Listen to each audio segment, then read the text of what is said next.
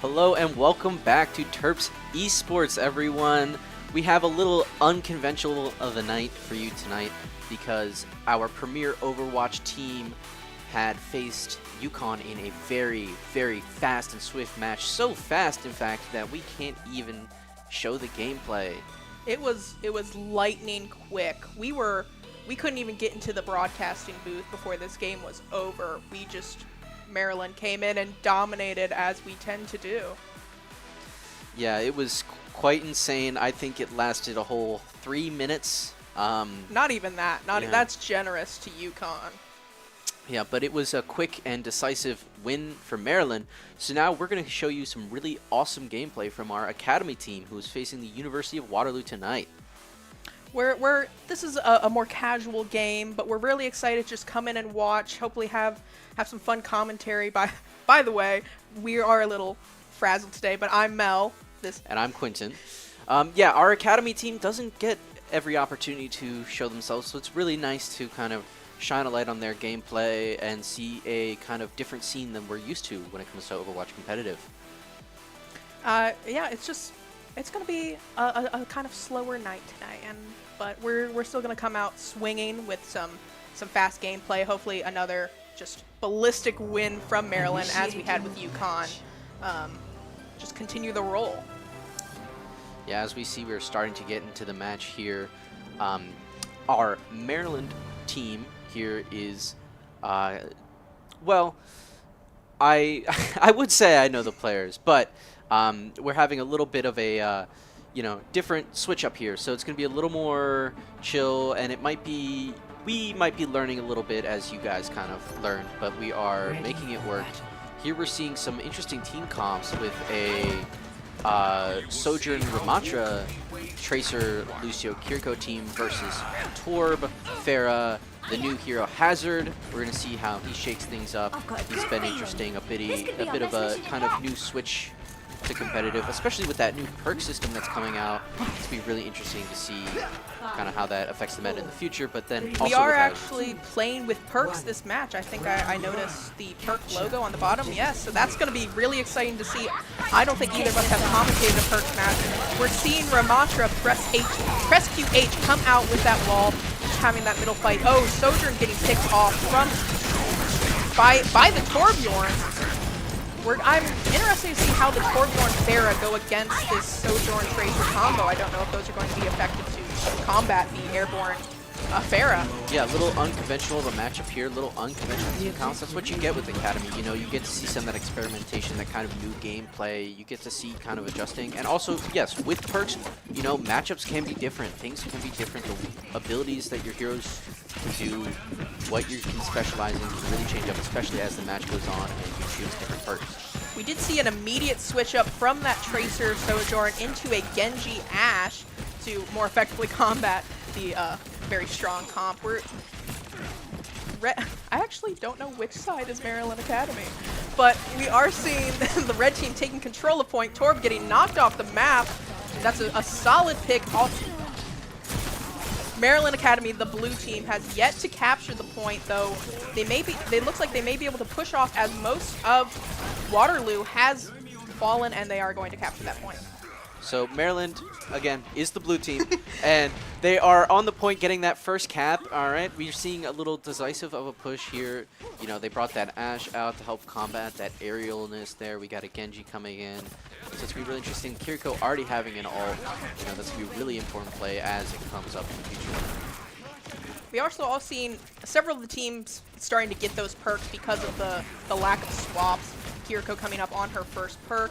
Ashe kind of working to pick off the Hazard, not really combating the Farah who's peeking around that corner. They really need to get out of this little choke. We are seeing a Hazard ult come out from Waterloo, trapping Ramatra for UMD, though he survives.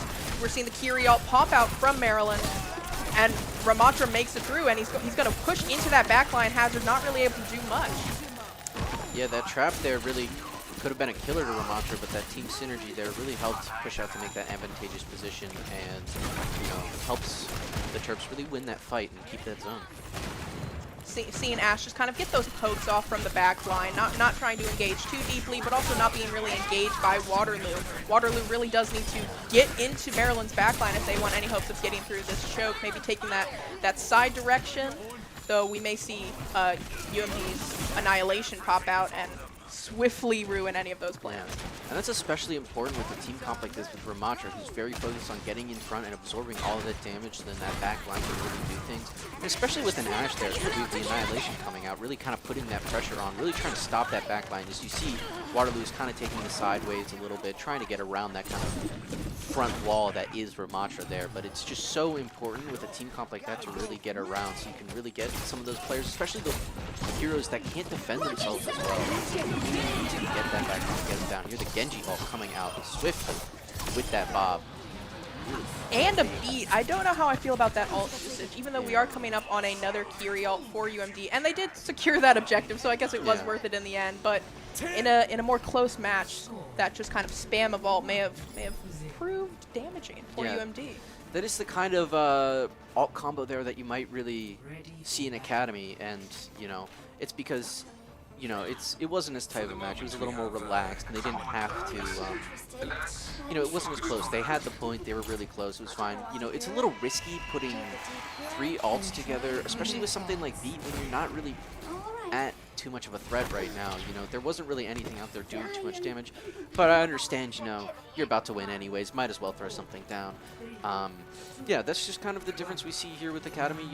It can be a little more relaxed, a little more fun, a little more chaotic at points. Both teams coming out with that Symmetra teleport. We're seeing Tracer return for the Terps, though otherwise staying basically the same as the last comp. We're seeing a Genji come out from Waterloo. Wonder how that's going to work out for them.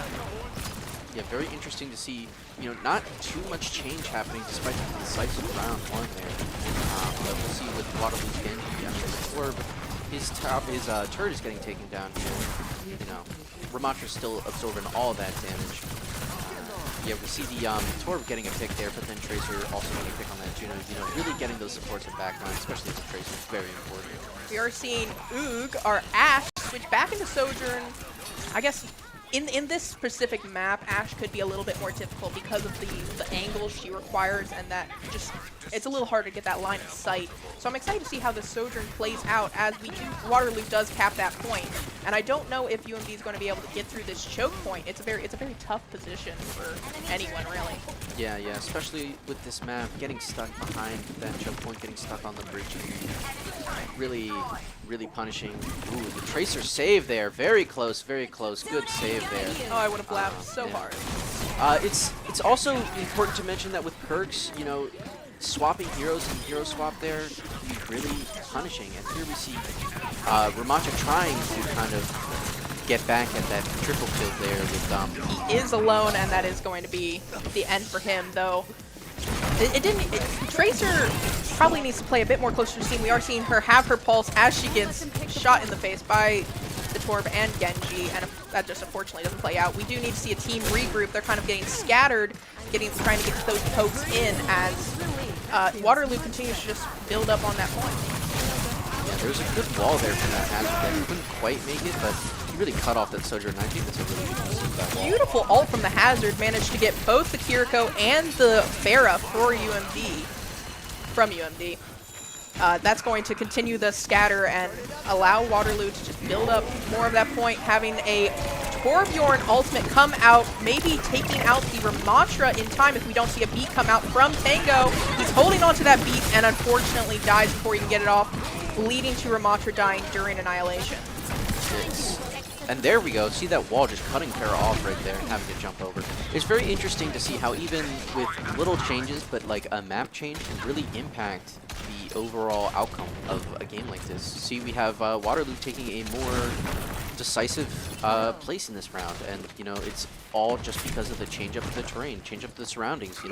That changes up the angles, changes up the ways, changes up how these heroes can kind of get an advantage. We are seeing UMD go back to try and recapture that point before the final capture. We're having a Sojourn ult. The beat is still being held onto. I don't know if that's going to work out in their favor, though Sojourn managed to get 2 picks, possibly 3 with this overclock, and just going to let the Kiriko live, letting the Kiriko live, a mercy. for UMD just because we are like that. Yeah, we're a respectful school. We respect people. We know that there wasn't much that Kiriko could have done. But yeah, alt play, always so important. Alt play is really, you know, how you change the tide here. And I mean, UMD is really in a position, especially holding on to things like that beat, to really be able to kind of compensate for using those ults to getting the point back. You know, they are going to have to hold it for basically the entire time. They can't really let Waterloo cap it once, you know, they're at 99%. So it's really going to be a game of how long can UMD hold this. We're seeing Farah trying to get a unique barrage position, I believe, here. Though we are seeing Tango fall again before he can get that beat off. I guess that beat's just going to live in his pocket for quite a while. I wonder if I'm going to see a barrage fall out as Ramatra comes into Waterloo's backline and just destroys them. Though Hazard does get a counter pick onto the UMD Sojourn. Yeah, we're having quite a switch up here, you know.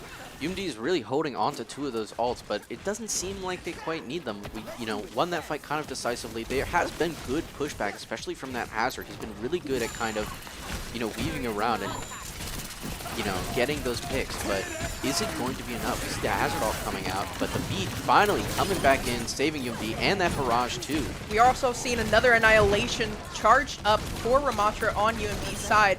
So that'll probably allow them to keep the point if another push is able to come, though I don't think they're going to be able to Waterloo's going to be able to regroup in time to touch to get that, prevent that 99%. Oh, though Hazard is making a jump into point, though he can't get through the window in time, leading to another victory for the Terps. That was definitely a bit more engaging than our first match between Waterloo and the Terps. Definitely a lot more pushback from Waterloo. The Hazard really deciding, like, I need to get into Terps backline and making those decisions that needed to be made that first round. It just wasn't enough, even though that beat was held on to for quite a few decades, I'd say. Yeah, quite some time. But, you know, we saw some really good adjustment from Waterloo there. I mean, you know, a lot of the main heroes stayed the same. There wasn't too many hero changes. There was some, but I think that strategy, the base strategy, really changed up a lot. They were really a lot more focused on getting around that Ramatra, because again, you know, with a one tank game and having a tank like Ramatra, you are really dependent on having them in front, having them soak up all that damage, having them be able to defend, especially with that shield too, getting the right angles, especially on a map like this where it's, you know, really choke point dependent, and, you know, it's really easy to also fall off too, especially when you have heroes like Lucio and Farah being played on the enemy team. So they really did a good job, I think, of adjusting to that and getting around and trying different strategies to get there. And it got them 99%. It wasn't quite enough, but it was a stark difference from round 1. Because round 1, 100% full cap, nothing else, you know, no doubt about it. And so it's nice to see this difference, this change up. And it's going to be really interesting to see how that kind of plays into match 2. I'm wondering how the perks played a role in Waterloo's, like, almost stubbornness to change. As we saw that Torb, I think he stayed on Torb the entire match, and I wonder if maybe that's part of the reason why we didn't see a victory from Waterloo come out. And I also wonder if that lack of swapping was because of the perks, if he was scared to get rid of those perks, and if that is just kind of reflecting how substantial perks are into actual gameplay. Yeah, perks are, you know, they're powerful, but they're also very new and very volatile. You know, we don't quite know the exact place in the meta, and we haven't, you know, there hasn't been even enough time to kind of explore them all and to really understand them all. A big part of Overwatch is, you know, understanding not only your own hero's toolkits, but every other hero's toolkit. And now you have all these new additions and different changes. You need to identify what perks they're picking, what these perks do, and it is so early on that it's hard to gain those skills or also gauge, you know, how valuable are the perks I have right now, and are they worth not swapping off to someone else? It's a lot of new dynamics that, like, really haven't been out long enough to be able to be explored or understood as much. So it's really interesting to see kind of how that develops, because this is kind of where we were seeing them developing, you know? Yeah, I'm really excited to see how that exploration plays out. I know I've been having a lot of fun just picking heroes I don't typically pick to see what their perks do, just for the sake of my own gameplay, so I understand what's happening. But yeah, that was really exciting matches to watch against Waterloo here. Yeah, we've got some really exciting matches coming up, but for now, we're going to have a quick commercial break.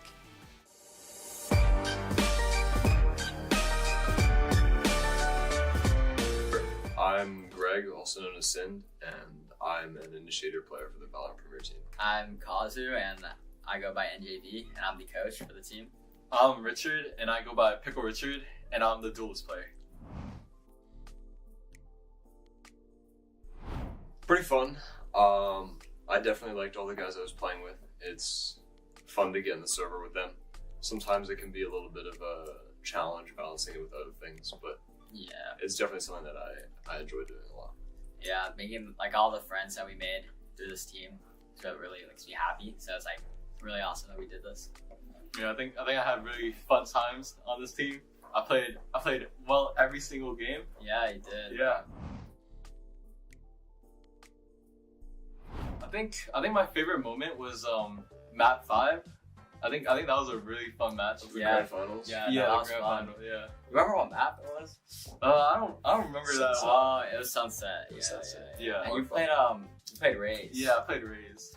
Yeah, no, that map was really intense. Like, it was super, super hard. The pressure was definitely on.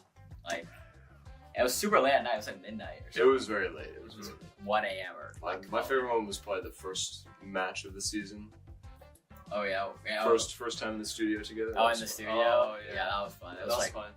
fun seeing all the Academy boys in the studio. So that was sick. Yeah. My personal goal is I think I'm gonna try to hit Radiant this season. Yeah, Yeah. you can. It's, Yeah. I think it's definitely to win Big Ten right now, and then place top 8 in CVAL. That's our goal. Top 8 CVAL. Yeah. Yeah. Big Ten is definitely the thing I'm most interested in seeing. Mhm. I'm not flying out, but hopefully, or the boys do well over Hopefully it. we win. Where is it? I- OSU? Ohio Yeah, State? in Ohio. Ohio. I promise at least second place. At least At least second place? I think we can win it. I think we can win it too. I think we can. We gotta win be Big Ten. humble. Everyone, Yeah. we just we can't get complacent. Can't Yeah, get yeah. complacent. Never that. That's a good one. Go ahead. Honestly, like unironically, I think Kazu is a very fun person to have in the program as like an emotional leader. Even though he doesn't always sometimes things can get a little disorganized with Kazu at the helm.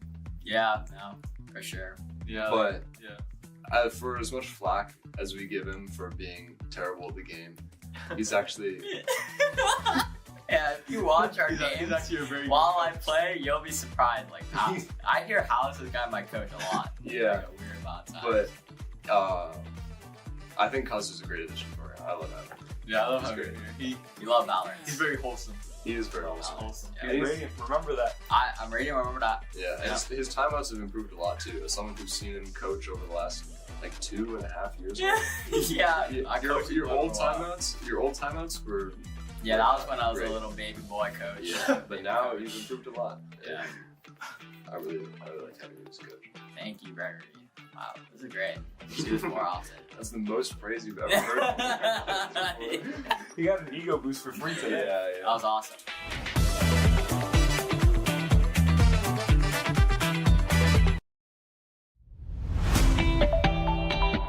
And I think by the end of the season, like now, we play together, everyone kind of jokes around a little bit more and kind of shines their natural ray. We're excited just to see them play better as well. With the middle school program, the best part has been seeing the moments of teamwork where the middle schoolers really seem to get the game, and so that's when you can see they're starting to get a little bit hooked on how esports can be so fun. Off game, or will Red turn things around?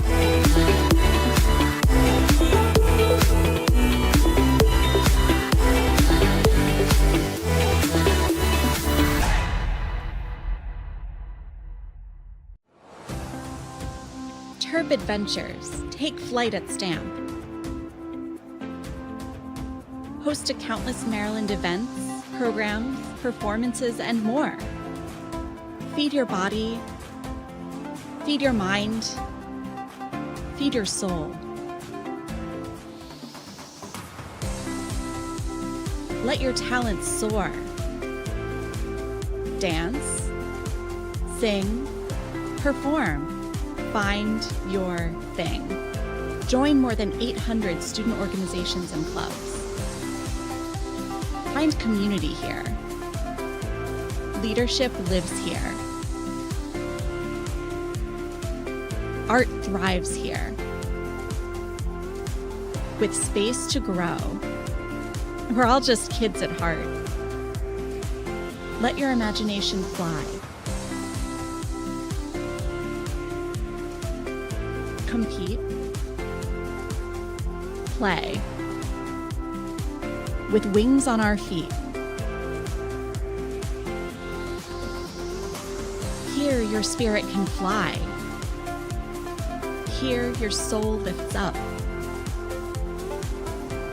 Here you remember those who came before.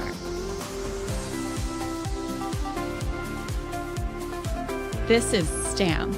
This is the Center for Campus Life, where Terp adventures take flight. You belong here. Come fly with us.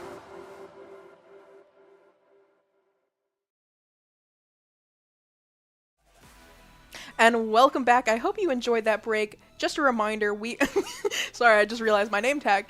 We are having a academy game against Waterloo with Maryland Esports after a bit of a mix-up earlier today with our previously scheduled programming, but we're currently on Kings Row, so this is personally one of my favorite maps, so I'm really, really excited to see how we're playing.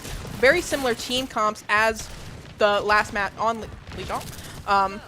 Seen Lucio, Kiriko, Ramatra, Sojourn, and Tracer, all from Terps. Basically, I think nothing new from their last game, though Waterloo has switched out their Torbjorn for a Pharah, so I'm excited to see how that plays out. Yeah, it's going to be very interesting seeing that Pharah come in. You know, we're in Kings Row, normally a cap and push point, but we already got that cap part, so we're just on push right now. You know, it's a fan favorite map, very straightforward map, a map that you can kind of take a lot of strategies in. We're seeing that Ramatra Hazard matchup still back there. We're seeing that Pharah there trying to fly away, and that pressure being put on by Hazard there. See that? Look at that wall right there, perfectly cutting off that Ramatra, you know, telling him, you can't get any cover, I'm taking care of you. And unfortunately, while Ramatra was distracted by Hazard, Waterloo's Pharah just kind of came into the back line, took out PJ, took out Tango, and left Ramatra high and dry to the Hazard just dabbing in front of him, I think. Yeah, we're seeing a lot of gain really fast here. 4 minutes 30 still left on the clock. We're almost on that first checkpoint. Gotta ping that dynamite. It's so important. Yes, very, very well-placed Ash dynamite right there. Yeah, the Hazard deep in enemy territory. We're seeing the Terps trying to hold them here before that checkpoint with that Kiriko ult coming out and the Mirror ult coming out. We're going to see a lot of stuff. That Hazard ult too, just absolute chaos. Oh no. The barrage, everything they can because they want that cap. I mean, you know, a very important part is getting as much time as you can. You know, putting it on the clock, because capping everything isn't a guarantee. You need to put that time up, especially for that tiebreaker that could very likely well happen. That did work effective for Waterloo in the moment, though they are going to come into this next team fight with only a Juno ult. I don't know if that's going to be enough. Sorry, I was very confused by what that Kiriko was doing. I don't know if that's going to be enough to counteract what's going to probably be an Annihilation, a beat if Tango uses it. You never know. Though, I'm kind of lost what's happening. We're playing on different lines. We're seeing Ramatra possibly falling. Luckily, he's making it, successfully pushing back Waterloo from the point while conserving that beat so far. Though Hazard trying to get into the backline again, not succeeding. Ramatra successfully pushing him off of his supports as he continues to. I'm so lost. We have a lot of gameplay going on right now. It's very fast-paced. You know, we might see this Bob come out eventually. Unity does have the ult edge right now. That can really push them back. We got that Juno ult coming in. And Bob's counteract. That Hazard has been just really good at running into the back line and getting them before they can react too fast. And popping back out. Ooh, that barrage, huge barrage. Beautiful barrage from the Terps. Ooh. that is one of those kind of plays that can really change the momentum there, you know. It was a full push from Waterloo the whole time, and now, you know, they've got to go back. They've got to regroup, and that can really change the momentum of a game. You know, one play like that could really change things up. I do also have to note the beat got used. The beat did get used. So I have to give big props for Tango for using that beat and making sure that Farah would not get shot down. Yeah, we saw that replay of that barrage there, just very good, well placed, perfectly understanding where everyone is. We have that annihilation ready to be used whenever. And here it is, coming up, using that really advantage of that ult time being infinite if you've got somebody in it. You know? We saw Hazard pushing him, a big health pool, which meant, you know, that ult can stay up for a really long time. Another mirrored Curie ult coming from both teams as Hazard tries to get back into the Terps backline. Ramatra just holding his arms up and rejecting all of those attempts as Hazard has to run back out again. I believe someone in the Terps is currently in Waterloo's backline, or was at some point. It may have been the Farah. It was... Oh, we're seeing an overclock come out. I can definitely say that is an overclock. Wondering if we're going to see any picks. Kind of just feeding into the Terps Ramatra as UMD maintains the cover of that wall.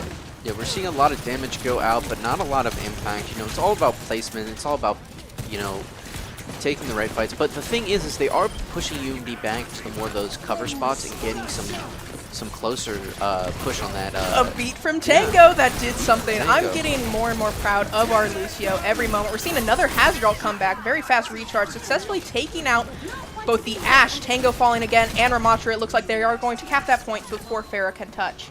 And what a ragdoll. Wow. Yeah, we've got 2 minutes and 11 seconds on their timer, which means the Terps have a bit of a high bar to get to. It's not impossible, certainly not impossible. You know, we've seen plenty of things happen, and it's Overwatch. You know, anything happens in a game of Overwatch, you never know. But yeah, 2 minutes and 11 seconds, so that means the Terps are going to have to be relatively swift. That Hazard in that end of the round, really good at just kind of... I mean, the ult was very well placed. He seems to be very aware of positioning, and that the Terps haven't been as good as reacting to their backline getting flanked. You know, we saw in that first game, it felt like that's what Waterloo needed to do. They needed to get on that backline more. In that second round, they were starting to kind of do it, and they were getting some, you know, they were getting some progress, but it didn't quite end up being enough. But now we're seeing them really push on it. What is coming out from the Terps team? We're seeing, it looks like it's going to be almost an entire team switch. We have to wait until we see UG and our tank come out, where we're seeing a Mei, a Sojourn, a Brig, and an Ana. I'm really excited to see how that play comes out. Very different from what we have seen. They might be adjusting, you know, changing the tank strategy to something that would be less dependent on the backline getting not flanked. So, you know, it's going to be interesting. It's a good reactionary play, I feel like, from the Terps, because that's what they were continuously getting, you know, hit on. We're seeing UG move to that Tracer. You know, I don't know how I feel about that. We'll see. We'll see. I feel a lot of it is also dependent on this tank pick, and we're seeing a Winston. I don't know how this is going to work out, because the Hazard is going to jump into the Terps backline. The Winston's going to jump into Waterloo's backline, but I think the Hazard can pretty effectively out-damage the Winston in most cases. Yeah, that's the tough thing with Winston, is just being able to put up enough damage output, especially with someone like Hazard. Hazard can put out a lot of damage, especially when he's synergizing his abilities well. So we'll see how the Terps do. Never mind, we're seeing a Zarya and now a Ramatra. We're just having a fun time. This is what I wanted to see, more character switching, though it looks like they have returned to their roots as Genji just kind of tries to flick into Waterloo's backline. They're having a pretty solid hold compared to Waterloo's just dominating entrance in that first match. Hopefully this Ramatra switch works more in their favor this time, though we are seeing Kiriko for the Terps falling. That backline there just really getting taken down, especially with something, and Ashe there. A lot of these characters that can be a little hard to survive on their own, you know, really getting taken advantage of, and I feel like that's been the main problem. We're seeing the Ashe switch onto a Sojourn and get a little bit more mobility in, which hopefully can help the Terps out a little bit here. I think what we really need to see is them playing closer to the tank, and the tank being more responsive to when that Hazard just kind of jumps on that Kiri, jumps on that Sojourn. So we are seeing a very tense interaction here, getting some charge. Hazard taking these off angles and pretty successfully distracting the Ramatra from his team. It looks like Hazard's going to be able to pick off Sojourn. Another good pick for Waterloo. They're doing a great job holding this point, though we are seeing Genji trying to get that flank with Tango, and unable to succeed, unfortunately, as both Kiriko, Lucio, and the Genji are dead, leaving Ramatra and Sojourn alone in a kind of unfortunate place that you can only really punch a wall. Yeah, we're seeing the Hazard there being really good at recognizing the team and the positioning of the Terps. And, you know, we saw earlier, you know, Ramatra was on the right side, but a lot of the back line was on that left area. So he took that flank, he went through the hotel and took care of him. And then that throws off the Ramatra, but then throws off the back line. You know, it's just, he's doing it a lot faster than the team can kind of react. But here he overextends and they're punishing him. So it is not a full, you know, steamroll. You know, there is a give and take to it here, I think. But I think that particular play was a really good example, and this continual play was an example of how Ramatra does tend to leave his team behind, even though he'll turn around, he'll poke back at that Hazard coming into the back line, but he won't actually move back and provide like bodily support for the Terps. And I think that is what's really doing damage for them in the end. We are seeing Waterloo come up on all 5 alts, and the Terps getting close to 4-5, so that's going to be a very heated confrontation. I'm expecting to see every Q in the book come out to play. Yeah, we are in for something great. We're seeing some stuff come out here. That Hazard ult coming out. That was a beautiful Hazard ult, a Ramatra ult in response, along with the Genji Blade and a Kiriko. It looks like there was a Kiriko ult as well, only from the Terps. Waterloo successfully conserving 3 of their ults. Terps coming out of that fight with only Tango's beat, which hopefully he's been having some good beats, so I'm hoping to see another one. Yeah, the Terps did succeed in pushing them back and getting some essential progress here. I mean, you know, they still have to even have a fighting chance, still have to cap this whole thing within 3 minutes plus the checkpoint time. So it's really going to be focused on the Terps pushing forward. You know, these lanes, it can be a little harder to flank on, so they might have a bit more advantage, especially with that Ramatra, you know, being able to get in front, but we'll see how that goes. Great pick from the Ramatra, though. Then we're seeing a Farah Barrage come out from Waterloo, managing not to take out the Ramatra, but distract him enough for the Genji and the Kiriko to fall in that very busy haze, and Tango not able to escape. We're looking to see another scatter from the team, though Terps having 2 ults again, so a bit more promise in this next push to Waterloo's also 2, possibly 3 if Hazard can get up that rain it down. I forget the exact name for it. Yeah, the thing is, Hazard can get his ult kind of fast. He's not a very high cooldown ult, and the Terps seem to be a little far from their next ults. So it's really going to be about that placement of those 2, and hopefully punishing that Hazard before he can really get that next ult out. He is very effectively playing cover. We saw him jump back into behind, so he couldn't get those little shots off from the Terps. Curious to what Sojourn is attempting to do, not going through with the flank, probably the wisest idea, as we got the Juno ult coming out from Waterloo. Tango still holding on to that beat, probably for the best, as I don't think it would have helped too much, as they successfully pushed the Terps back, taking out Ramatra from another overextension. Yeah.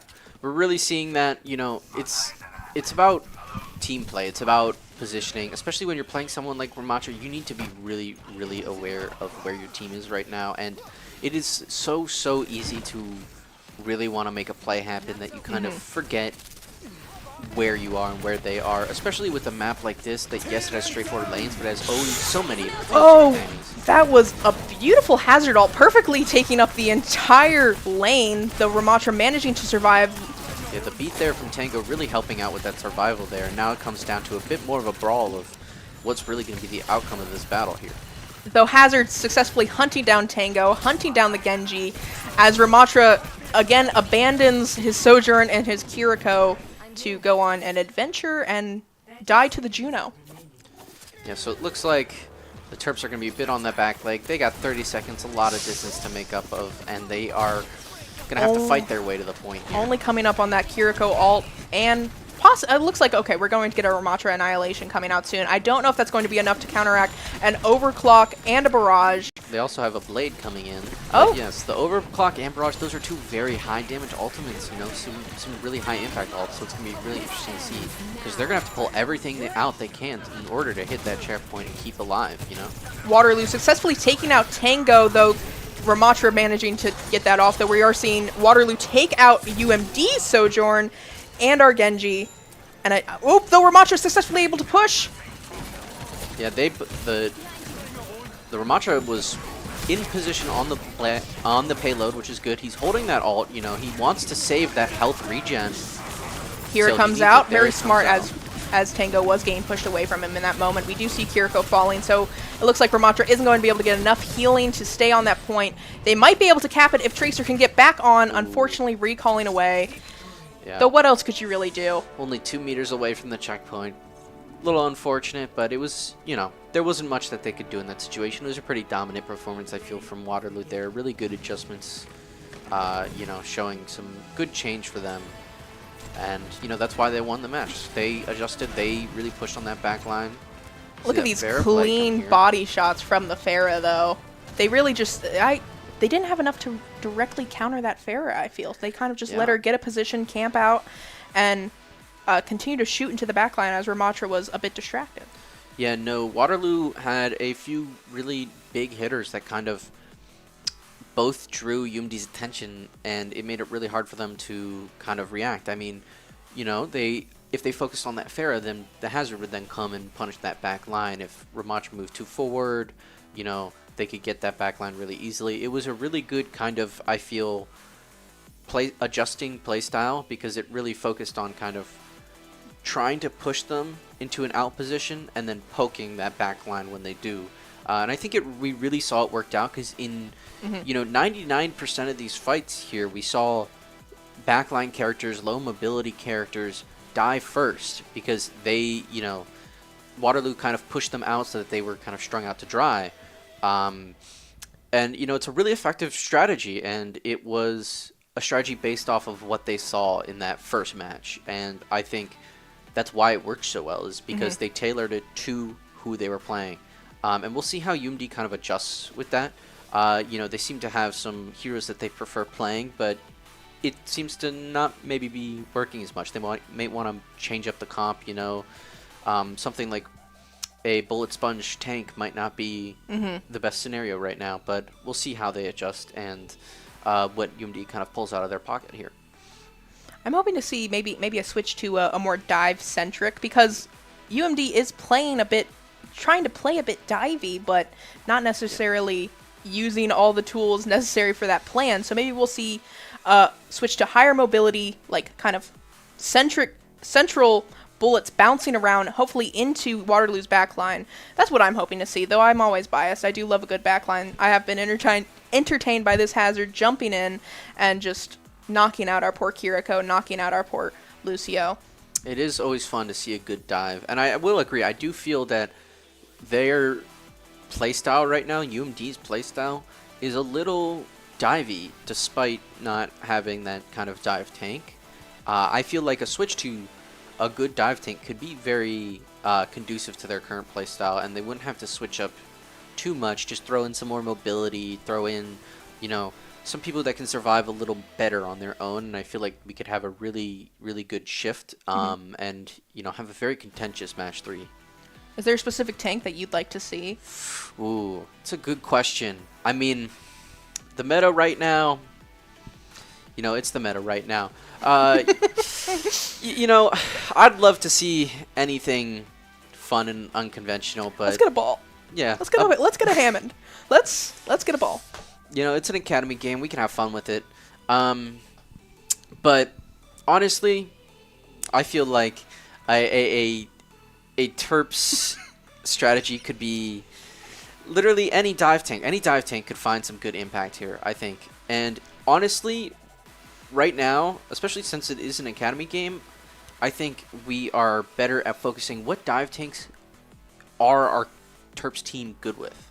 You know, the meta becomes less of a factor here, and it becomes more of, because what we want is we want skill. We want to see, you know, what are you the best with? What can you make work? Yeah. You know, especially playing at the level that we're playing at, that's a way more essential factor. So I feel, you know, whatever the team is comfortable with, and yeah, maybe that could be something unconventional and fun, and we could see something really unique here. Or we could see a Hazard mirror match. Who knows? You know, we saw some of that Sojourn mirror match earlier. I remember there was one didn't go quite so well for the Terps, but you know, we could be really open for some really interesting things. We could see the same thing. I'd be, I hope in not. all honesty, a little disappointed, especially since, you know, it didn't really seem to work in this match here. You know, on the defense side, it just was pretty swift, you know, decisive from Waterloo. They got all 3. They had, I think, 2.5 minutes left over. Yeah.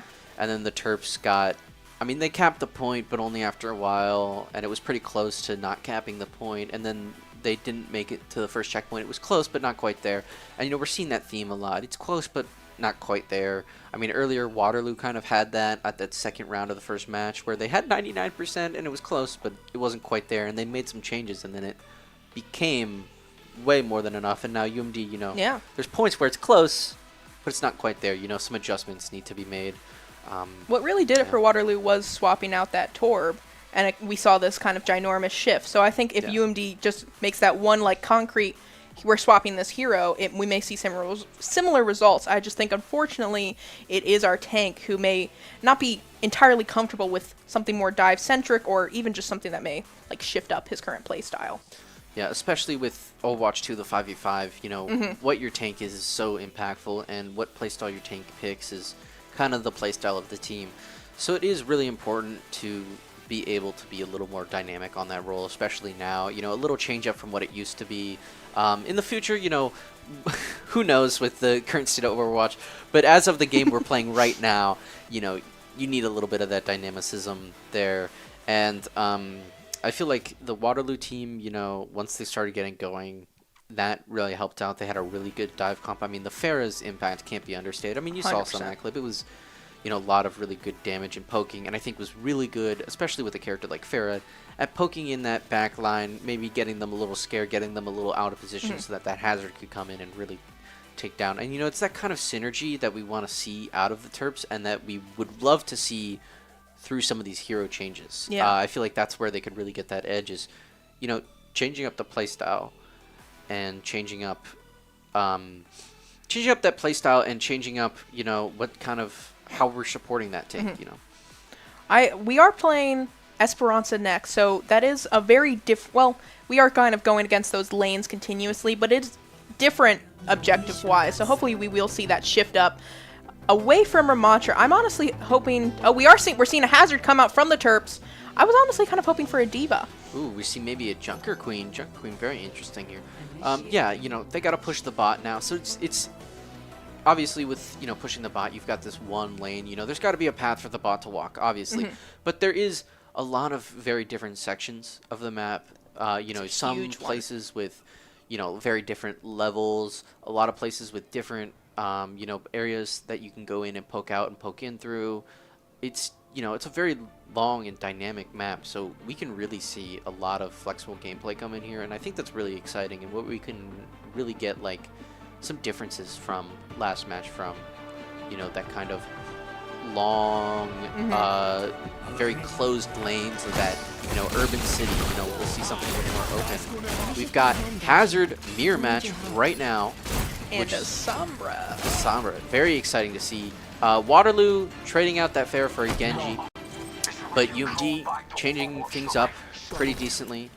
Yeah, I'm very excited to see this Hazard mirror match and see how that comes out. You know, Hazard was very decisive on Waterloo's side, so it'll be very interesting to see how the Terps kind of fight that. The Sombra coming in could be pretty impactful. I know everyone's got their own opinions about Sombra, but, you know, we are the Terps, so go Terps, go Sombra. I love your just commitment to our brand. I'm a little worried, though, that the Sombra may play a little bit too distant from the Terps and kind of not be central enough and get picked off a bit too soon, but that remains to be seen. That is a risk to be run. You know that backline really needs some support, so it can be very interesting. We see that Hazard trying to take some damage there. It seems that Waterloo's going to get that first start on that robot. Hazard coming in and trying to protect that backline. See, that's the risk you run with Sombra off to the side so much, is, you know, you lose a hero to, help that backline, part of that backline, especially if they get, you know, dived on. Exactly what we're seeing here from Waterloo is the entirety of the team jumping onto the remaining of the Terps, as Sombra was going on a bit of a trip. And I feel like a support of another hero would have really allowed UMD to maybe not even get the point back, but contest it a bit longer, so we wouldn't almost be at second spawn point with Waterloo. Yeah, that is the thing is, you know, also running the risk with dive tanks, you know, depending on how you build your back line, you know, you can be really exposed really easily. And, you know, we're seeing that kind of like hazard gear match coming out now. And it looks like the UMD is using this terrain very carefully, very well, you know, making sure that they have the upper hand. You know, they're sticking together. It's being very effective right here. You know, the Sojourn is getting picked though, and then Genji coming and diving and getting that Kiriko. So it is still that kind of diveness that they're having a hard time coping with, and especially when you switch to something like this. Okay, we're seeing the Sombra switch off. We've got Tracer and Genji now. A little more conventional of a backline for this kind of playstyle. Yeah, I think the main problem is like how we're seeing here is we're seeing the UMD tank kind of go into these offshoot rooms away from the team and unable to get the support he needs as the enemy hazard or the enemy team dives onto him. Whereas when Waterloo's hazard dives, it's in an open space where his Kiriko can easily fall with. We are seeing a Kiriko ult come out from Waterloo, as well as the hazard successfully trapping and killing Tango and the Genji, and also UMD's hazard falling, though UG is trying to push the point back to center, so I think they may end up getting picked off. That is the thing, though, is never forget Overwatch is about the objective. You know, the UMD didn't get quite any progress, but it, you know, it stalled. It pushed the bot back and gave UMD time to regroup. And yeah, there's 7 minutes. There's plenty of time for more gameplay to happen. And you know, here we see UMD kind of on the up right now. They're getting picks, they're diving more, as we're seeing that kind of dive comp work together well. You know, having high mobility heroes like Tracer, like Genji, who, if they get dove on, they can just get out of there, you know. Very, very important. Can be very good to not only complement the playstyle of a hazard tank, but also counter the tank that they are going against. And I think that's a very essential pick, and I'm happy to see that kind of shift from UMD, and it seems to be working so far. We're all seeing UMD come up on 4 ults, already having 3, Waterloo only having 2 to respond with. I think that will allow the Terps to probably, oh yeah, getting 2 picks onto the Kiriko and the Sojourn. Great picks by Press, as he just pressures the hazard. Did you see that wall? That was a good wall. Good wall right there, cutting him off. And saving their ults. Yes, saving the ults there, winning the battle, getting progress, saving the ults. That's the thing about push, you know, is the robot can make a lot of distance in not a lot of time. You know, your lead isn't as long as you think it is. And getting that checkpoint, changing those spawns can really be very helpful and really change up the game. So, you know, it is a high momentum game mode, but it's also one that's easy to get a lot of momentum once you get a little bit of momentum.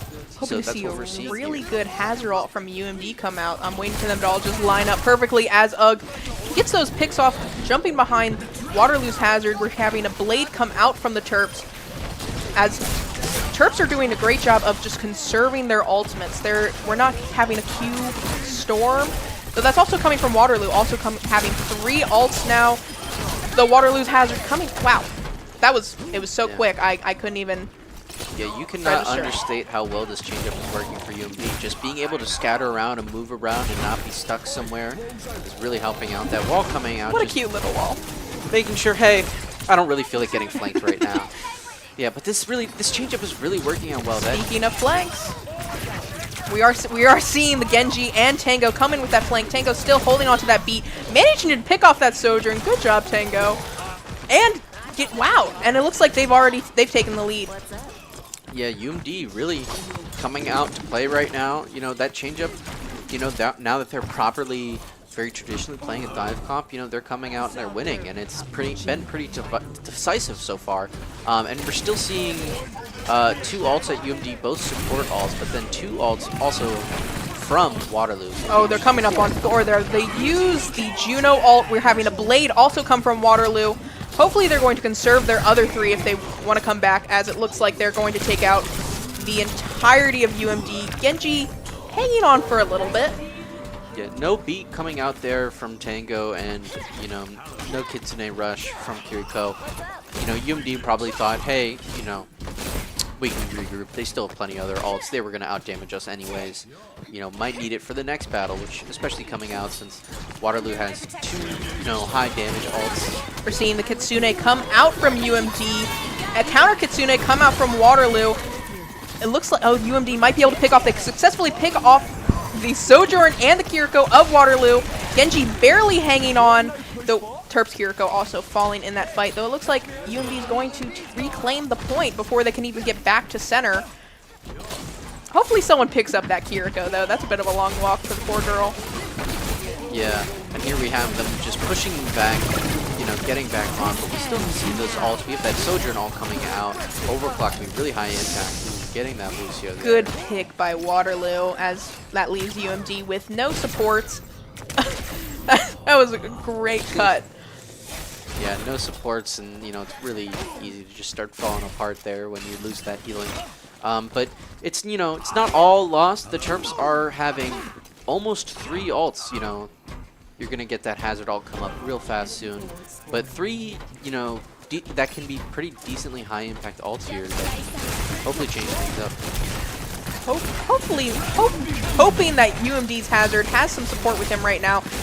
As, oh, we're seeing the Genji Blade come from the Terps into the back line, successfully getting both the Juno, Sojourn, and the Kiriko as UMD's hazard just kind of backs him up. Wow, well, that was great synergy, and we again only saw 1 ult. What, or did we get a beat? Yeah. I'm not sure. The beat was used earlier. We only saw 1 ult from the Terps with that Genji there.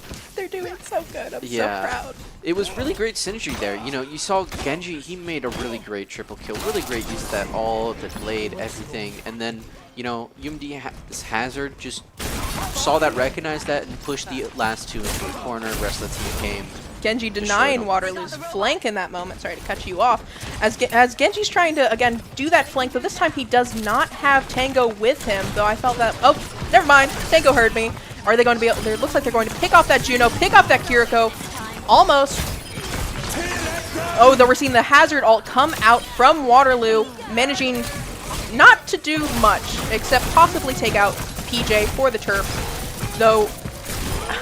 It looks like Run Yet is alone in this moment, and it is going to be enough to keep him alive from just the power of friendship we're seeing from the Terps. Yeah, and we're seeing the Terps get real close to that final point, and there's also only 1:20 left. You know, we're getting real close to that end point here. It is still not a complete game. Like I said, you know, it's really easy to lose that momentum and really easy to gain that much distance really fast. You know, it's still anybody's game. Good use of the hazard ult to kind of clear that space. I don't know why we're seeing a Torb come back out, though it's working. We've seen the Genji Blade from Waterloo successfully take out both the hazard, and it looks like it was the Tracer for UMD. Waterloo managing to get the point back through that Genji Blade, coming up on a Kiriko ult and another Juno ult. That was a good play. Yeah. I don't know how this is going to work out for this next confrontation, as the Terps are coming up on a sticky bomb from Tracer, another Kiriko ult, although this little side conflict may be very bad for either team if the wrong player gets picked off. Yeah, this really is kind of the decisive fight here. Could very well be the final battle, or it could be what gives Waterloo the edge to win here. We're seeing some interesting ults come up. We have the Tracer ult and the Kiriko ult, but then Waterloo having almost 2 support ults here. That Kitsune rush can really be decisive. Where was that Kitsune from Waterloo? It was it was up on that overhang there. Maybe a little better placement could have happened. It was an intimidation factor.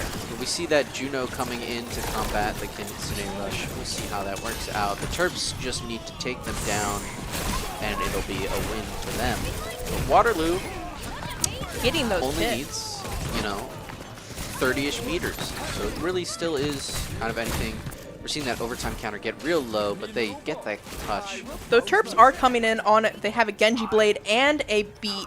I think if that goes well, as we're seeing that Funi's blades have been going throughout this match, I don't know if Waterloo can sustain, as they don't have any support ults left. We're seeing the beat come out and the blade.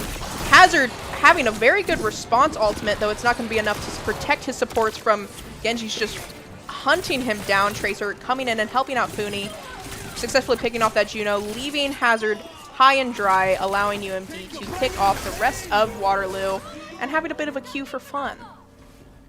And there it is, team kill to end it off, giving UMD the win. Yeah, I really did enjoy that match. That was a really nice match. You know, both teams got a lot of progress. It was Waterloo in the front, but then, you know, UMD really saw that change up. We're going to see a nice little, probably blade clip here. Hoping to see maybe that triple kill. I think it might be. There it is. Yeah, this is the triple kill right here. What a beautiful blade. Just diving on their back line. They couldn't respond in time. Waterloo's Hazard was too busy out going on an adventure as he's allowed to. But yeah. They were very good at UMD was very good at kind of pushing the heavier heroes, you know, out to one side, and then that back line there, you know, they recognized it, they saw it, instantly put that blade in and just tore through that back line. And, you know, without a back line, a tank only has so much health, and they were really able to take that out. And I feel like that was a great kind of showcase of how things kind of changed. You know, the Terps really switched up what kind of team usage they were. They moved to more mobile characters, stuff that would be less susceptible to getting dived, and stuff that can maybe help that diving, help support. And we saw it right there. You know, they were really able to kind of separate the team up and place the most effective heroes to take them down. And, you know, I think that's a change that we wanted to see and what we felt like we needed to see. And so it's really great to see that kind of dynamicism and that reaction and the swapping coming from UMD there. 100%. Speaking of swaps, I am hoping that the Waterloo Torb persists. I know it didn't work out for them in our first matchup, but I love a Torb. I think he's just filled with so much whimsy and joy, and I think he makes every game he's in better. Yeah, and Torb, you know, especially depending on the map, can really, really be quite a little annoyance, especially to those highly mobile heroes. Can be a good counter. You know, that turret, it doesn't matter how fast you move. You know, if it can see you, it will shoot you and it will hit you. So it could be a really interesting, unconventional, but fun and effective way to kind of combat that switch from UMD. I mean, that's what they got to do now is Waterloo's got to look at what they can change and what they need to change. And, you know, they really need to kind of combat some of that mobility, some of that divingness. You know, they now are the ones getting kind of dove on and can't really react as well. You know, there were times where they were trying and, you know, it came down a little bit more to alt play. But overall, it felt like UMD just became more effective at, you know, diving in and reacting to all of the movement and, you know, being able to target the right people initially and, you know, really punish those who are, you know, even if slightly out of position, just a little out of position so that they can really take down. Because especially with those high mobile heroes, when you see them, you have to punish them. You cannot, you know, it is really, I know it always sucks when, you know, you see somebody who's like at one point that Juno there, you know, real low health, but just able to fly away. You know, you really need to punish things like that because, you know, especially with an effective support line, if you don't punish them then it's, you know, they're going to be back topped up full health before you know it. It was a lot of that Genji Lucio synergy that we saw come out. I don't know what comms were going on, but they were effective in that moment that we hadn't seen in the previous Waterloo matchups. And just that those two very mobile heroes, again, diving on that back line of other mobile heroes that just couldn't maneuver fast enough for this cooperative co-op. It was nice to see. I really appreciated just evidence that UMD was working together and was having those plays that just required cohesion. Do you think we're going to see a tank swap from Waterloo? Yeah, that is the question. That is very interesting. That's the hard debate there because Hazard very well might be one of their most effective players, and, you know, he's been very effective on Hazard and very good at Hazard. The only problem is UMD has kind of built around countering him. Specifically him. They really were just like, this guy needs to go. He was taking care of them, so they needed to take care of him, you know? So that's the thing is there another choice that would be similarly effective? You know, is switching off him really worth it? You know, can we maybe adjust other places or just work together a little better so that we can kind of counter UMD's changes, or do we need to make a change like that? You know, it's a hard thing to know. I feel like, especially maybe in the beginning, it might be a good little pick to choose someone else, build a Yeah. little better. If it's not working, then we can go back to what we know and Yeah. just try to do that better, which is definitely a possibility and definitely something that you can do. You know, it wasn't a complete steamroll. I feel like, you know, They definitely put up a good fight. yeah, you know, maybe a little more team synergy could fix it up, or maybe, you know, they get a little bit more conscious and focused on alt usage, and maybe that makes the difference. But, you know, they might also need to make a bigger change. You know, there's, you know, playing as good as you can only make so much of a gap, especially in a game like this, in the state that it's in. Especially with a one-tank game, you know, it becomes so role dependent at points that, like, sometimes you just need to change the role. That's just what you have to do. And, you know, it's not easy to tell, and that's kind of the position we're at. And, you know, I think they really need to test and figure that out. I mean, it's Flashpoint. That's going to be a little different. Yeah. The thing with Flashpoint, you know, is very fast-paced, very all over the place. So, you know, maybe Dive is perfect for that, or maybe they might want to change it up. We'll see. We're going to get to see their little changes very, very soon, or maybe lack thereof. Amaga! Ooh, Oh interesting. no! UMD changing things up. We've got Brig and Maga. That's kind of crazy. Torb still here. You get your Torb. Yay! Oh, that makes me so happy. I don't know how I feel about that decision on Flashpoint. I think that maybe he won't be around for too long. It'll be a little hard to find places to keep that turret for for more than a few seconds, but I'm really glad he's here though. I missed him. We're seeing that speed ring come out on both teams, having that Juno mirror. Though I think this is the first time Terps haven't had a Kiriko, so I'm interested to see how that plays out. The switch to Brig with Amaga has potential, but if Waterloo's hazard just continues that high pressure dive, I don't know how well it's going to work. Yeah, breaking really susceptible to that dive there. It's really going to be dependent on the support that they can get. That Maga just soaking up a lot of damage, getting healed. Not getting enough support, and Maga just gets melted. Oh, that's so sad. I wonder if he's going to immediately swap or if we're going to have him stick around a bit. I think this is another as we see the Tracer for UMD fall again, I think this was another problem of not being together again. We saw Funi kind of go into that backline, try to get those picks, but he was all alone. He did not have a Lucio with him this time. We're seeing a Torb mirror! Merry Christmas to me! Oh my goodness! Sorry, I love him. Yeah, wow. that Torb mirror match, very interesting. I mean, they both got one, so it's going to be interesting to see how they interact. Yeah, that's the thing, is that Maga pick is, you know, I don't know how well the Terps may be at a kind of... And I don't know if he's going to make it again. That Hazard successfully walling off the Maga from the team, though he managed to get enough heal from the Brig to stay alive a little bit longer, though he's almost down again. Managing to get to the health pack in time. Good on Maga in that instance, though Brig falling, as well as UMD's Torb. Oh no! And I don't think Maga's gonna be able to get enough healing in this battle enough, and there he goes. That is the thing with Maga. He's so support dependent, so backline dependent, you know. And that seems to be where we've seen a little issues with Terps, with just keeping together and being able to react fast enough. So we're gonna see how they do. We're seeing him switch back to Hazard. That's good. Okay, it seems like we're getting back to a bit of the bread and butter. We've got that Genji back. We have Sojourn. We have Hazard. You know, a lot of highly mobile characters. Lucio back there instead of Brig. Waterloo still has their Torb, so he's still in the match somewhere.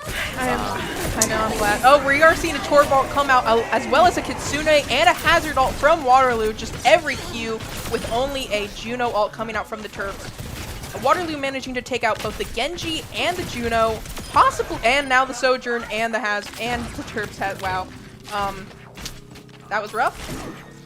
Tango managing to escape successfully. Congrats, Tango. We are seeing the Kiriko come back. I was expecting her back a little bit earlier.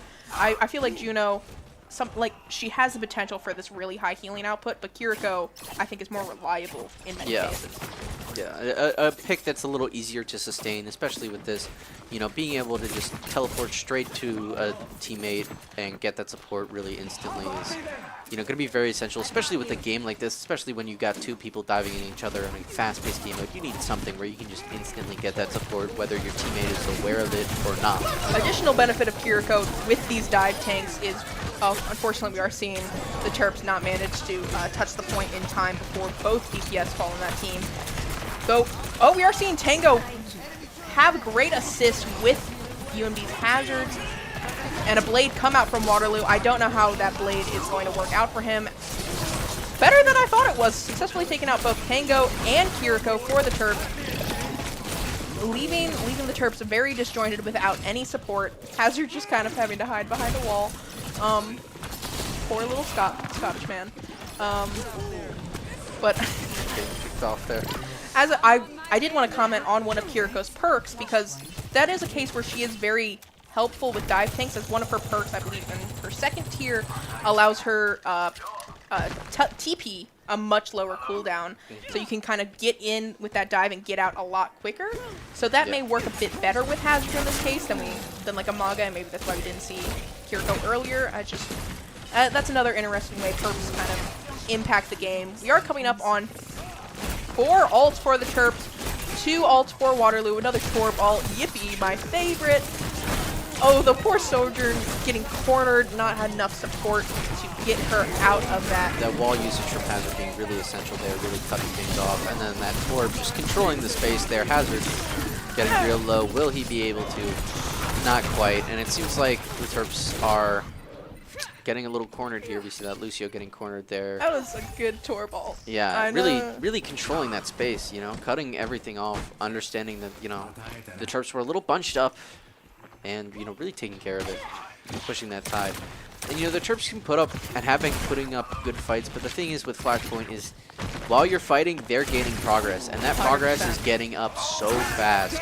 And at this point, they only need one more cap, so it's a really tense game. That was an interesting Hazard ult from I think that was Waterloo's. A little too far away to really catch anyone. Terps coming out with 2 ults, conserving 3 though. It isn't enough for them to capture that point completely in time. They'll manage to get 25%. That's the most they've gotten on any point so far. I need to take a break and comment. We have another Torb on the Terps. Yippee! I don't know how well it's gonna work. I'm self-aware of Torb's shortcomings, but I'm still happy to see him. Good double entendre shortcomings. Okay. Anyways, we've got 3 ults for UMD. Yippee! Yeah, we got that Torb. You know, Torb yours. Thank you, Peanut Gallery. He managed to help get him. He managed to help UMD get that gap. So, you know, maybe he is working. Maybe he is what they need. UMD having 3 ults right now. You know, Waterloo close to getting 2, but they don't have them. We see that Kitsune rush coming out, really helping out, trying to guarantee keep that Terps staying up. And so far, you know, they're winning the fights so far and getting, you know, good percentage right now. Tango once again holding onto his feet before he can live to tell its tale.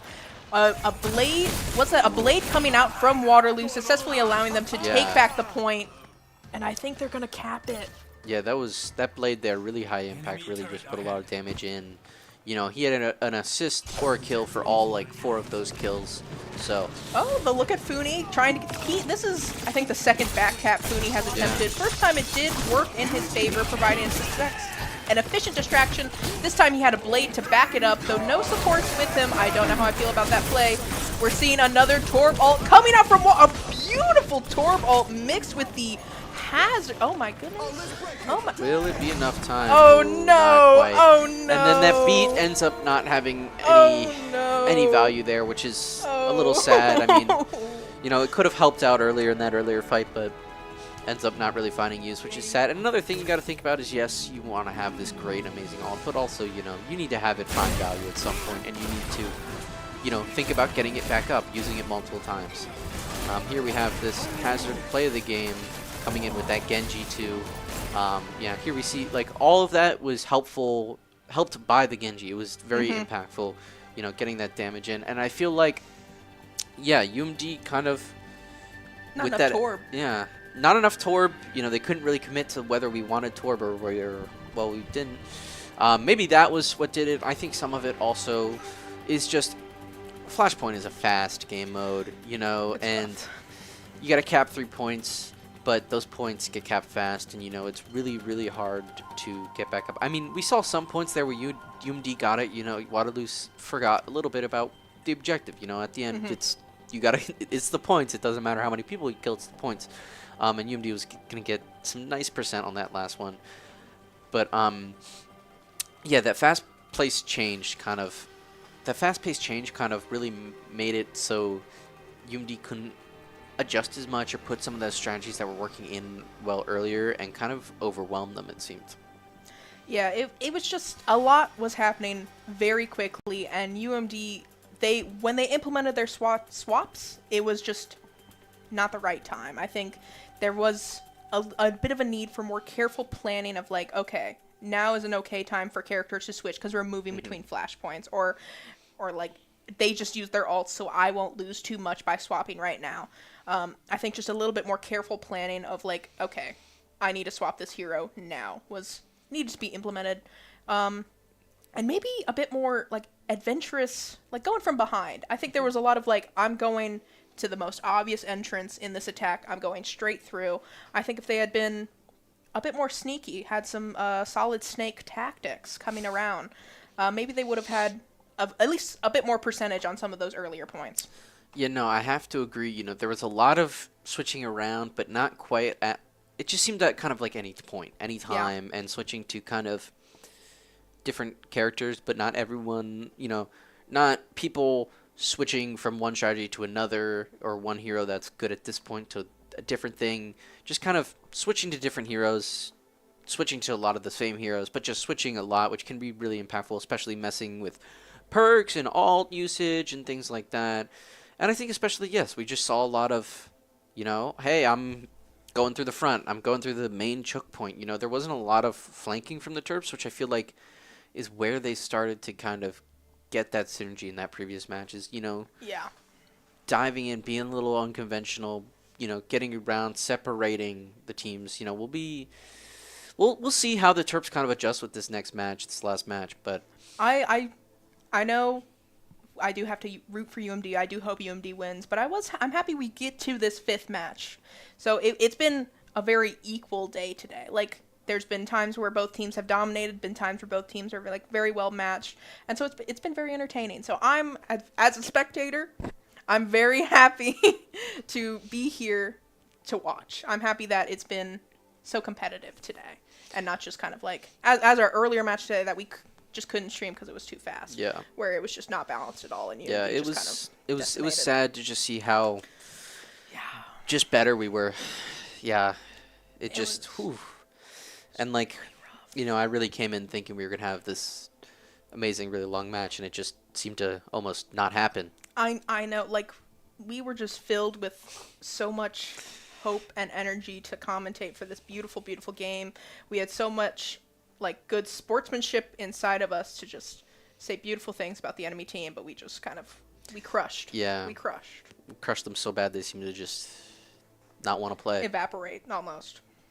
But we have this great match here, and yes, it's being very dynamic. It's being very different. Yeah. We're seeing a lot of changes, and I really like that. A lot of the times I feel like some teams are like, oh, well, we're really good at, you know, we're really good at dive tank. We're really good at, you know, bullish, spongy, tanky strategies. We're really good at one strategy. We're not, you know, we're really good at one strategy, maybe not the other, and just kind of getting stuck in it. And a lot of the times, you know, switching up is how you change it. You know, your opponent needs to have to, you know, if they get stuck in the basic, you know, of whatever your team is doing, you need to kind of change it up. You know, if your opponent doesn't have to change anything, then they're not going to change anything. Yeah. And if it's working for them, you know, you should want to make them change. You should want to change. Yeah. And I like that we're seeing that. Here we have Watch Point Gibraltar, also a little bit of a change. Oh boy. You know, so this is full push.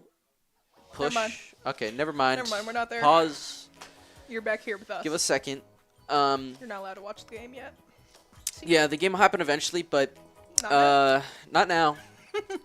Cause top secret. say top so. secret. Top secret. Top secret. But yeah. I Game. like this. People aren't, they're not getting too stuck in one strategy. Hopefully, we Yeah. might see a little more. I want to get see in a there. new tank we haven't seen these people. Well, a tank we haven't seen longer than Yeah. 5 seconds. I want to see a Zarya stick around. I want to see a Sigma come out. I want to see a Junker Queen stick around. I want to see a Hammond. That's a controversial opinion. I know. Yeah. They might try to stick with tanks that they could win with, but we could see a few. Fun. I think it could be fun to see like somebody fall off the map as Doomfist. Oh, I didn't even think about But- that. Would be great. Or you know what, DPS Doomfist. Maybe they bring him out. I think How is that? I don't know how they do that, but we should have a Junker Queen who plays as a support and a Brig who plays as the tank. We swap around on both teams, so it's equal. It's equal. And so like the Brig's front and center on both teams, and the Doom is not the Junker Queen is just in the back shouting, giving that support. I think that would be a good game. we really could see anything. It's been some close fights here. We're 2-2, so we are at a big standstill match. I feel like big changes could be what we need here to get that final win.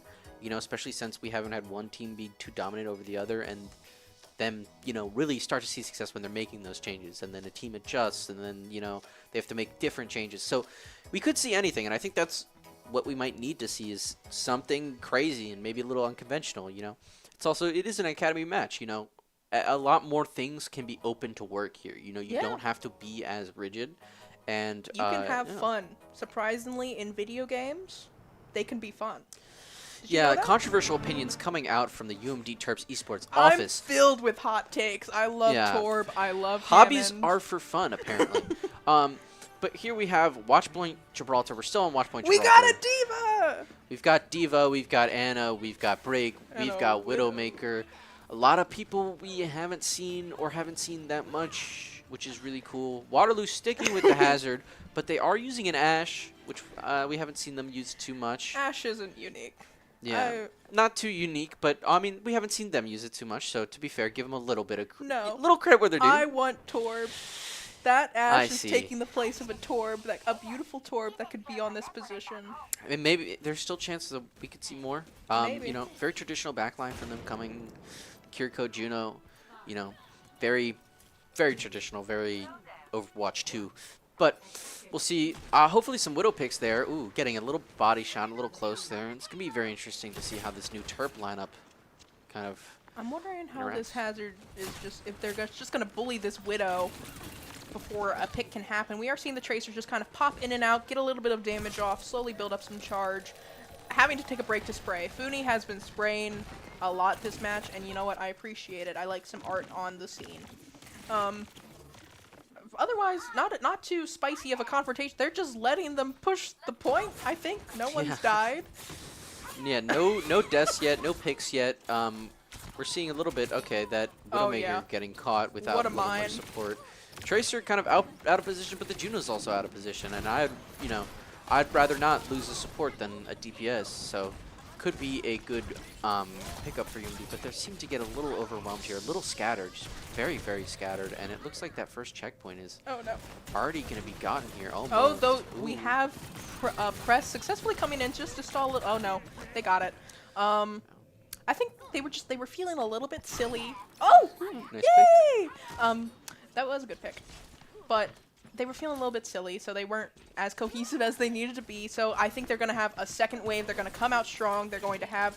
We are seeing the Ashe switch to a Sojourn on Waterloo, but I think once they regroup, we're going to have a real time to shine. Though we are seeing Diva be a bit separated from her supports.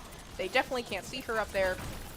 That definitely is the challenge with changing up things so drastically, is it takes a second to kind of find the flow, find the right way of play. Kiriko getting that Tracer there. Yeah, ooh, and just Tracer looking getting at the picked body, off. just saying, hey, I got you. But, yeah, changing up a lot, it can be a little hard to find that flow, find that Genji Yeah, successfully right way. taking We out see a UMD's lot of Brig. people kind of diving on that Widow, and that Hazard maybe regretting a little bit, but And has Waterloo gotten the second point, or is... Oh, okay. it's close. Diva is successfully stalling the point again. Come on, Queen. We're getting Will a it pulse be coming enough? off from Funi, not taking anyone out, though helping with the stall as Waterloo still hasn't had the point. We're getting... They're holding. They're really holding. Yeah, they're close, but not quite enough. We see a lot of UMD just trying to get there as fast as they can to hold off, but not being able to kind of get together. Yeah, they've been so separated. They've not even just like one plane. It's like they'll be in completely different planes of existence and height, and just the cohesion that we need is not here. I hate to say. All over different levels, different lanes, you know, not really committing to one area, and not a whole lot of support together. I mean, we saw that Widow get dived on 2 to 3 times. And then, you know, it didn't really lead to any real punishment of kind of that overextension. But we do have some ults here. We have quite a few ults charged. It's going to be very interesting. I'm very interested to see that Diva ult come and give that Nano on a Diva that was almost full health. Interesting play, though, managing to get a pick on the Kiro into that Juno ult, even though Waterloo's Kiro did get their Kitsune off. We are seeing a Genji Blade from Waterloo with both those support ults. Waterloo's just pressing every single Q because they are so close to that final point. Hopefully Diva's going to be able to touch and stall as she has been with these past 2 points. Good pick from Sojourn. Managing to get back onto the point, assist Diva out, hoping to help get that hold a bit longer, getting picked off by Waterloo's Hazard. Yeah, Waterloo seeming to just try to spam those ultimates, really get that momentum, and just finish things off now. UMD trying their best to defend here, but will it be enough? That is a good question. We see that Diva really pushing on that Hazard here, just really kind of pushing them away, but it seems like a lot of that Waterloo backline has been able to regroup up, and it seems like it might not be. Ooh, the Hazard very far out of position. Will they get punished? We're seeing the Brig switch back into Lucio. I think that's a solid play. The Brig has just been not able to get close enough to the team as she needs to be to get the most value. Diva holding on to that point for dear life, doing her best to try and get picks into the backline without leaving the final point. Tango trying to get that hold. Unfortunately, Waterloo capping with 3 minutes and 30 seconds on the clock as he jumps off into the void. See the beach? I don't know. I don't know what's down there. Yeah, a very decisive and quick round there. 3 minutes, 30 seconds. That's a lot of time, especially for a push-only map. You know, it's going to be a tough wall for UMD to climb to even really have a chance at a tiebreaker. So, you know, it's going to be interesting to see. I liked seeing some of that change up, but it seemed they couldn't quite get that flow, that kind of synergy together, or really understand all their roles.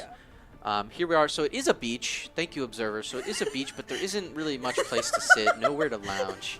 Oh, but there's nice a lighthouse. There's a nice lighthouse. Oh, the Brig is back. All right, we're seeing Waterloo sticking with what's working. I mean, that Genji, as we saw earlier, was working really well, especially just coming in, shredding through, especially with that ult. We got Brig back. Tango, if you can hear me, don't. King, no. Hey, Brig can be a good impact. It just depends on, you know, the way they all work together. I mean, we haven't... No, oh my god. Wow. I guess we're getting Brig. Yeah, I'm defending you, Tango. You got this. I personally enjoy Brig. I think Brig's a fun character and can be really played really well and have some good impact here. Okay, we're seeing that Diva come out. Let's see how this goes. I'm excited. Yeah, so we're seeing that play, the team comp that we saw earlier. We're going to see how they kind of adjust around. Ooh, Winston. He's coming out. We're going to see how he goes. He's jumping around. He can maybe really punish that Hazard here, as we're seeing. I'm actually really excited to see how this Winston plays out.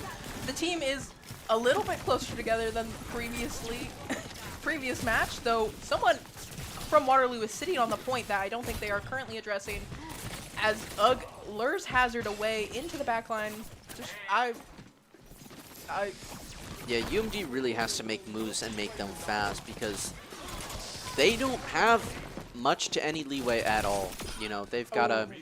They don't necessarily have to garner 3 minutes, but they have to get it to the end here.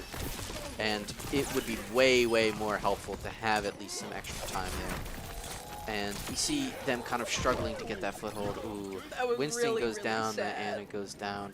You know, losing that kind of first battle. There's still time, but you know, There's UMD plenty needs of to make time. I have some not plays given up here. hope for UMD. I firmly believe that they can come back and make big plays. They just need that cohesion. They need to address the Genji, hopping on their back line. Uggs trying for their life to sit on the point and get it moving. As Funi is, again, trying to get that push back, being confronted by the hazard.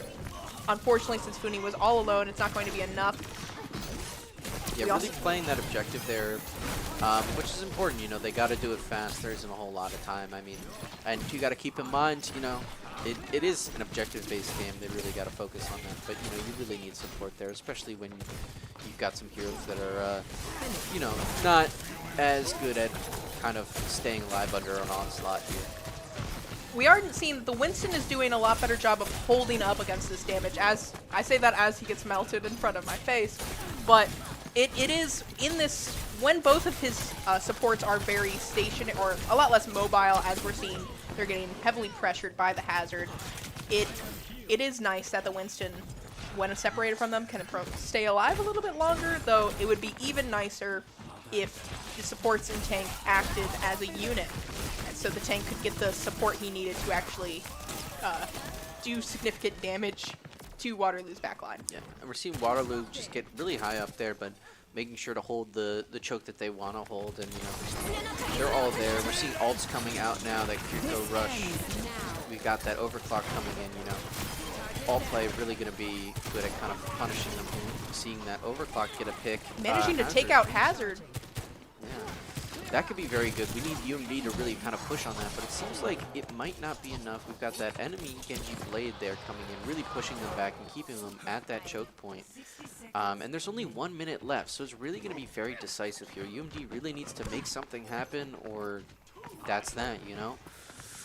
We have a good amount of alts coming up, almost all of them coming up very, very soon for UMD, compared to Waterloo having nothing other than Juno having an ult. So How are these ults going to play out together? I'm trying to think of the Brig ult. Like, okay, we are seeing a lot of cohesion. There is clearly communication coming from your Terps. I'm very proud. We're having the Nano come out. I'm wondering if we're going to see a Nano Blade. We are seeing a Nano onto the Genji as the Genji doesn't Blade, holds it. Trying to push into that backline, take out that Kiriko, trying to prevent the Sojourn from picking off his backline very successfully, keeping the Sojourn away from the point. It looks like Terps are going to be able to get a substantial push here. yeah, they're getting a good push here, but Waterloo kept in mind the distance that they had and the distance that they needed, and that, you know, they could retreat back and then gear back up. We got that satellite, that orbital ray coming back in, and they're really taking out. UMD still has some ult, but they're down a lot of players here. We've got that Brig ult coming in, just trying to salvage what can be, but it seems like they're just getting out damaged here. That really probably was the best rally you could do. The Winston trying to leap back. And that is that. I think There we we have needed it. more Torb. Maybe it could have been it, but it seems Waterloo will take it 3-2-2. Another Genji play. A lot of very close games, a lot of very close rounds. Genji coming in here with this last play of the game, this Blade here. Just taking in, clearing out a lot of the Terps here. Triple kill right here, almost a fourth. Yeah, just really kind of showing that impact, that team play, and that diving. The problem really was for the Terps in this final game was that lack of cohesion. We did see instances like that final momentous push. There was clearly communication going on, and they really did put in that effort, but there just was not that synergy needed to successfully break through the walls that Waterloo was putting up. They were just they had very procedural attack methods. It was almost surgical how they would dismantle the backline. And UMD just did not communicate enough to really put up against the onslaught. Yeah, Waterloo was really good at that, at just kind of separating and getting that back line. And, you know, UMD, I feel like there were times that they kind of really combated that well, especially on that push, the push map. You know, that was where it became, the map style suited UMD more, and it allowed them to kind of bring that strategy out. But as things shifted and went back to something more akin to what Waterloo was good at, with those less linear maps, those less, you know, A to B line maps, it made it so that UMD kind of had a harder time, and they tried, you know, different kind of strategies. They tried, especially that Diva in that last one, and it didn't quite work out. It's just hard sometimes to really find, that foothold, find that flow, especially when you're going against a team that's dominant and that was good at the strategy that they were using. They were very good at that strategy. There's a reason why they used that hazard dominant dive strategy. And, they were able to combat it for a bit and got good at combating it, but with the changes of the maps and game modes, it just seems they weren't really able to keep up with it. At least I think we continue to put up a fight. I have to always admire when there is no, there was no moment where I was like, oh, they're just kind of giving up. Yeah. They're just kind of rolling over and taking it. To that very end, we saw UMD consistently being like, we're going to try and touch. We're going to try and get here. We're going to try and make these big team moves. It's just sometimes the puzzle pieces don't fit. And that's okay. It's a learning experience. Now we can find a puzzle that it does fit or maybe reshape our pieces. I don't know where that analogy went, but don't question it. I also think Yeah. it does balance out. We did have a humongous win earlier today, just a ginormous squashing of UConn. Yeah, we're now 4-0, our Terps Premier Overwatch team. Congratulations to them, just absolutely obliterating UConn, Squashed. and giving the opportunity to let Academy shine and have some fun and show that really nice, dynamic, and close match there. So shout out to the Premier team for putting up what might be the most decisive performance I've ever seen. I think in history. In history, so fast that it cannot be even streamed, commentated, or replayed, almost as if there was a record, like no record of it ever happening. Like it never happened. But, wow, great job, Premier team. And great job, Academy. yeah, great job, Academy team. We were able to see and showcase their gameplay here. There's clearly a lot of good parts and a lot of great skill, and it is really nice to see a level of gameplay where we're allowed to have a little more fun with it. We're allowed to kind of switch around more, experiment, kind of see more of that. Yeah, have a Torb, have some of that more Overwatchy parts of Overwatch. Yeah. Showcase the game a little more, play the game a little more as as it is. I feel sometimes that high-level gameplay can be so stressful and tight that it kind of can put a lot of pressure on the game to look or be one way, and then 100%. We can really see some of that strategy, some of that dynamicism, some of that kind of new thinking and new strategies in the Academy, and it was really good to see that. And we did see that. We saw a lot of changes. There was points where it seemed like, oh, the Terps are just going to steamroll, and then it seemed like, oh, Waterloo's going to steamroll, and then it, both teams kept coming back. In the end, it went the way with Waterloo, but, it could very well next time be the Terps. It's all, a very close match. It can be, just luck of the draw sometimes with that. 100%.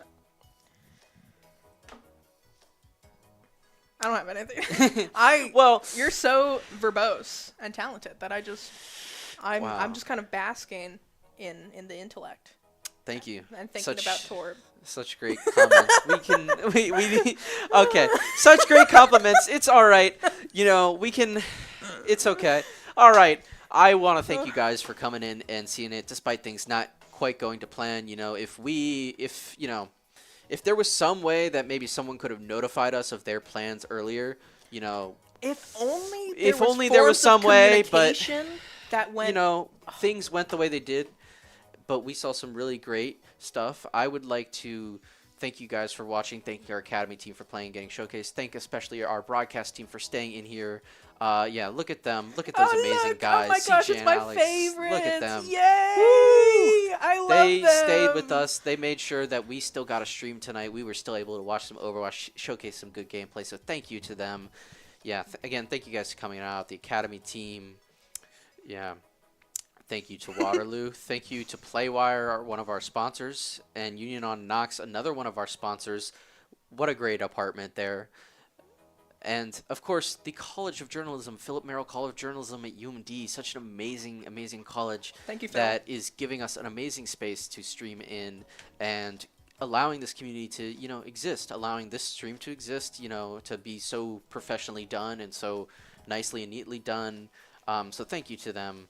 It's a really great opportunity that we have here and a lot of things coming together. So thank you to all of our supporters and the UMD community in general.